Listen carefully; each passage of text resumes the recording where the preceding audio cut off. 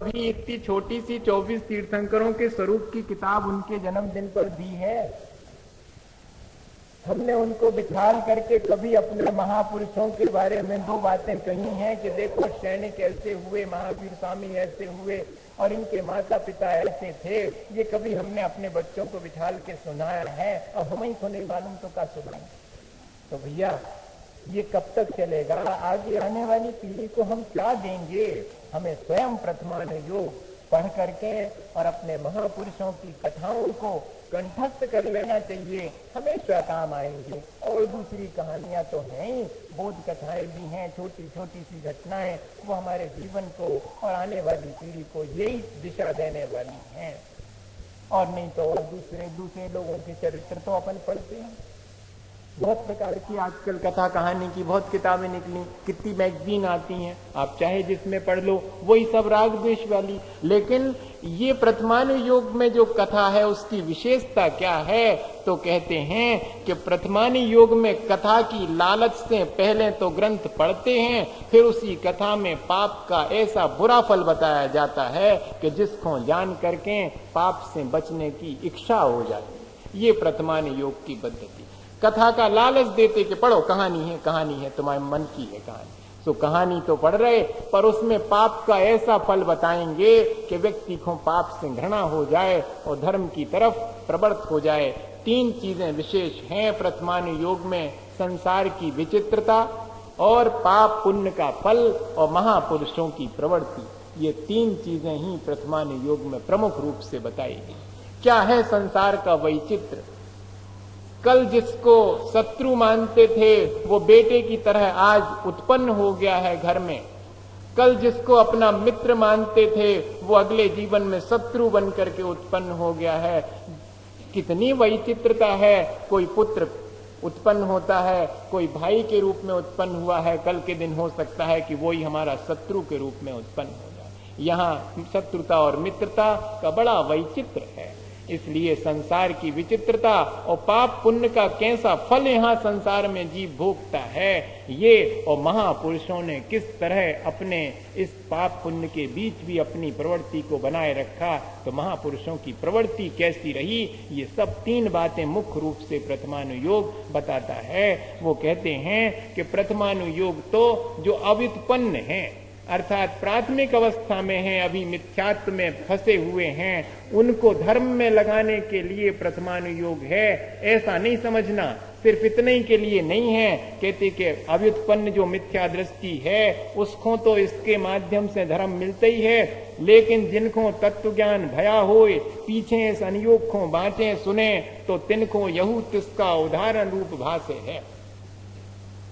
देखो, जिसने पहले तत्व ज्ञान कर लिया है, खूब अभ्यास कर लिया है, सम्यक दृष्टि हो गया मान लो, और वो सम्यक दृष्टि भी अगर प्रथमानुयोग को पढ़े, अपन जा सोचेंगे जो तो पहले नए लोगों को पढ़त को आए। नहीं, कहते कि जिनको खूब पढ़ते पढ़ते जिंदगी निकल गई है, तत्व का बहुत अभ्यास है, वो भी अगर प्रथमानुयोग को पढ़े तो उसको प्रथमानुयोग कैसा भाषित होता है कि अरे जैसा मैंने स्वरूप पढ़ा था पुण्य और पाप का, वैसा ही तो इसमें उदाहरण के रूप में समझ में आ रहा है।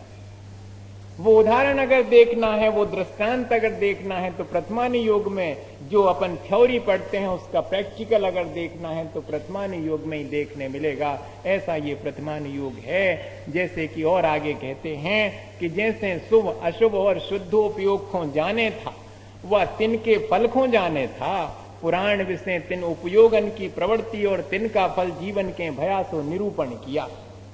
पहले शुभ उपयोग, शुद्ध उपयोग और अशुभ उपयोग, इन सब का अपन ने स्वरूप भी जान लिया मान लो। अब इनका उदाहरण तो प्रथमानुयोग में मिलेगा। देखो, अपन ने जब रक्षाबंधन की कथा करी थी तो उसमें क्या था कि अगर देखना है कि उपसर्ग के बीच भी आत्मा में लीन है तो अकंपनाचारी हैं, अपने शुद्धोपयोग में लीन हैं। और अगर देखना हो शुभोपयोग तो अपने धर्म ध्यान को छोड़कर अपने शुक्ल आपके शुद्धोपयोग को छोड़ करके निचली अवस्था में आकर के धर्म के अनुराग पूर्वक उनके मदद के लिए, उनके उपसर्ग दूर करने के लिए विष्णु कुमार मुनि महाराज आ गए। वो शुभोपयोग का प्रतीक है। और देखो तो वाली इत्यादि चार लोग अशुभ में लगे हैं, धर्मात्मा के ऊपर उपसर्ग कर रहे, यही तो अशुभ उपयोग की प्रवृत्ति। तो अशुभ उपयोग ये है, शुभ उपयोग विष्णु कुमार मुनि महाराज का है, और शुद्ध उपयोग में लीन है कंपनाचारी। ये फल दिखने में आया कि नहीं दिखने? और ऐसे अपन पढ़ लो तो पढ़ने से तो स्वरूप अकेला भाष्य है, लेकिन वाका उदाहरण तो प्रथमानुयोग में ही है, उसका उदाहरण देखने के लिए। इसलिए अगर जिसने शुभोपयोग, शुद्धोपयोग और अशुभोपयोग की इन स्वरूप को समझा है, वो भी अगर इसको पढ़े तो उसको भी फायदा होने वाला है। उसके उदाहरण आएंगे उसमें। फिर और आगे कहते हैं कि धर्मात्मा की प्रशंसा और पापी की निंदा जाब से होए तो धर्मात्मा के प्रति तो अनुराग होवे और पाप के प्रति सावधानी हो जाए। ये भैया पाप नहीं करना, क्योंकि पाप का फल ऐसा दिखाया है इसमें, इसलिए सावधान हो गए पाप से। और धर्मात्मा की प्रशंसा करने से अपना ही धर्म बढ़ गया। इस तरह ये प्रथमानुयोग है। बोधति बोधा समीचीना, ये हमें समीचीन जो श्रुत ज्ञान है प्रथमानुयोग के माध्यम से हमें अपने जीवन के लिए सम्यक दर्शन ज्ञान चारित्र और पुण्य का वर्धन करने वाला और समाधि की प्राप्ति में सहयोगी है। ऐसा ये प्रथमानुयोग, जिससे भैया जितना बने वो इसका अभ्यास करना चाहिए। और प्रयोजन यही है हमारा कि हम धर्म की तरफ लगें और अधर्म से बचें। इस तरह ये प्रथमानुयोग के माध्यम से ज्ञान प्राप्त हो।